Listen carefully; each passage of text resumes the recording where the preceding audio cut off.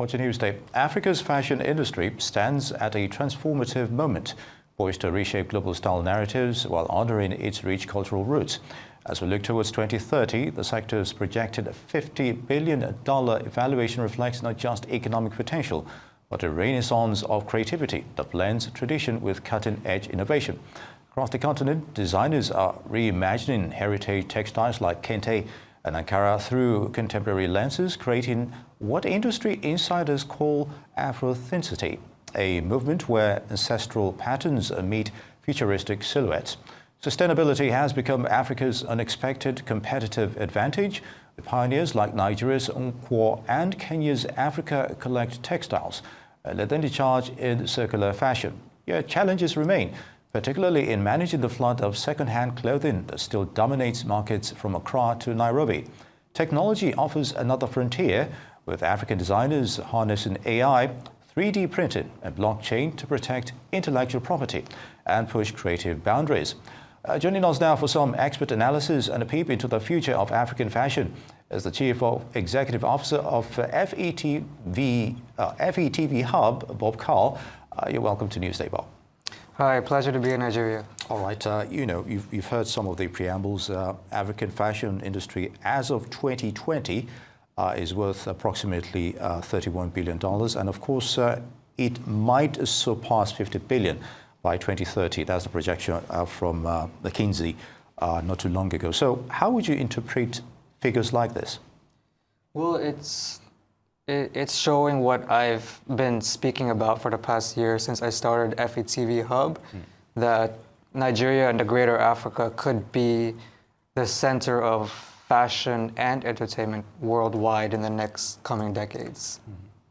Well, I'm interested in the fact that you are non-African and you're delving into African fashion. What's the connect? What's the interest? What piqued your interest to go into this? Well, I started the fashion industry around 2012, and I met a Nigerian woman. Her name is Shola. That's a Nigerian name. And she told me, Bob, you need to go to Nigeria. Nigeria is a fashion capital. I was like, really? And so I looked it up. I was like, oh, wow, they have fashion weeks. They have Nollywood. And I didn't find out until 2019 when I came.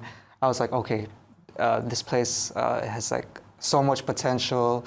No Americans are really delving into it, so why not be the one to plant the seeds for what's going to happen eventually? So let's talk about specifics now. When you talk about potentials, what major cues, narratives can you give us?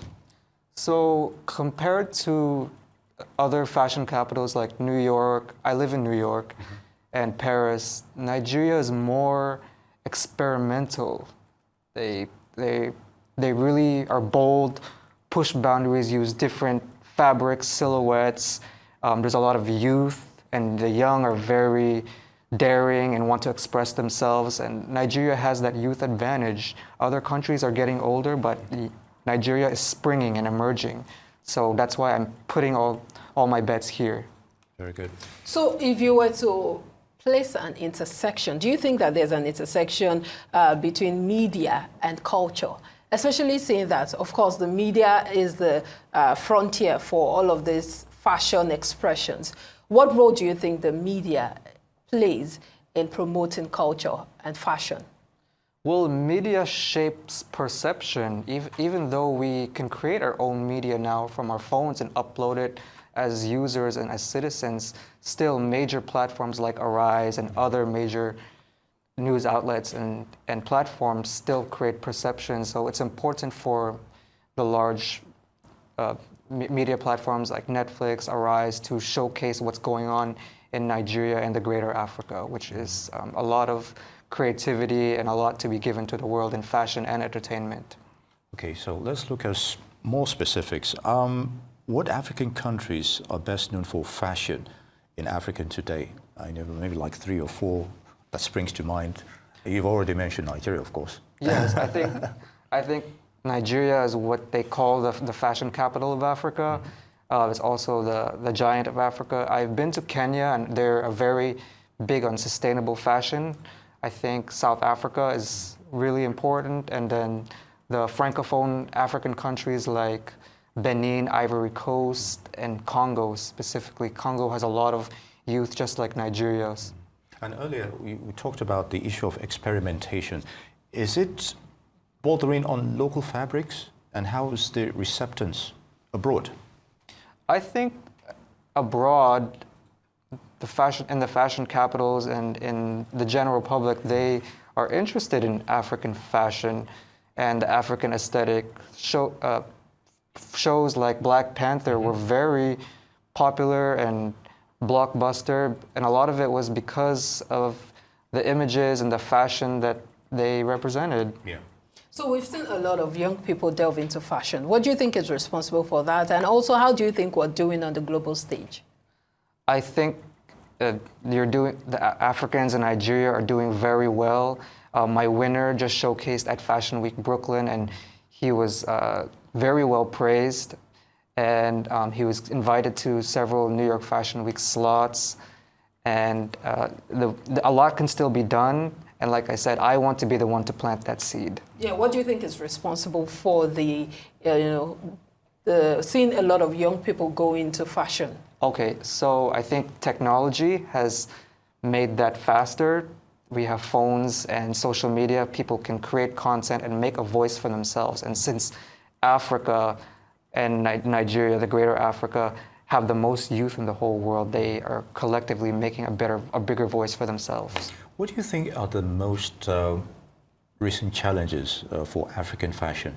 Earlier on, we talked about the issue of second-hand clothing coming in, Yes. and that might be some kind of diversionary on what the prospect could actually be here for that acceptance of wearing local fabrics and patronizing it and also exporting such ideas. So what do you make of that? Are there other challenges regarding, I think the main challenge is just mental, that to feel like they have a place in the world stage, that that they can do it, that the designers here can have a name, just like the iconic Western brands.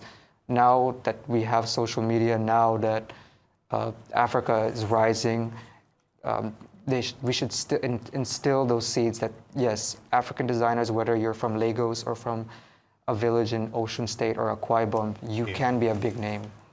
Well, Go okay. ahead. Go ahead. Sorry, Martin. Yeah, I was going to talk about the Africa Day celebration. And I know that a lot goes into promoting the African content, fashion and all of that.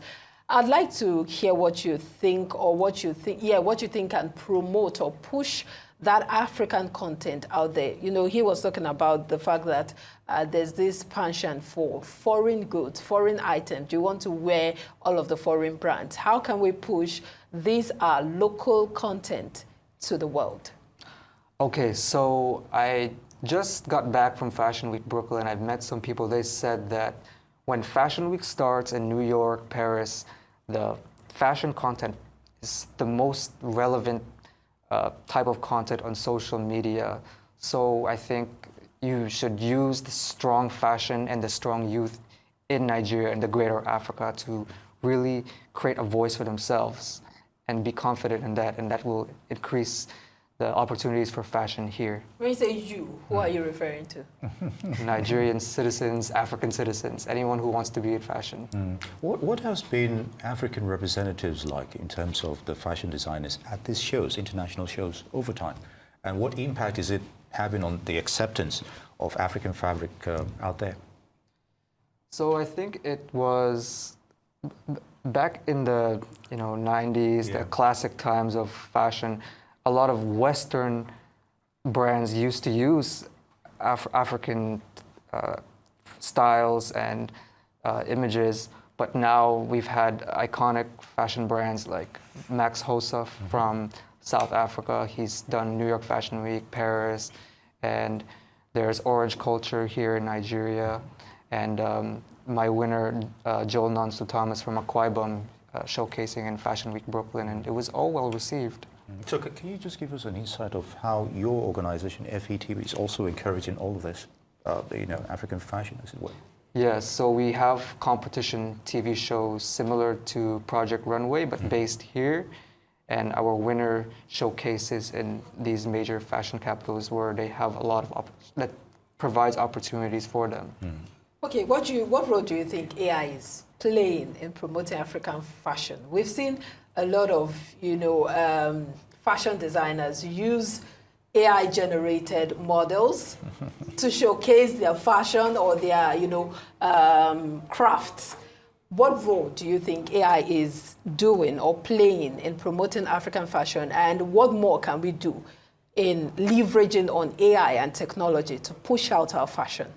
Well, I use AI a lot to create AI-generated images, but when I put African fashion in the prompt, it tends to be the most attractive.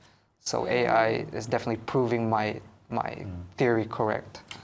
Whereas the other ones, it tends to not be so bold. But whereas, like I've been saying, African fashion is bold and it's experimental and colorful. So that's what I can say. Very good. And on that note, Bob Cowell, CEO, FE TV Hub, global TV producer as well. I'd like to thank you for your thoughts on this issue. It's good to have you with us. Thank you.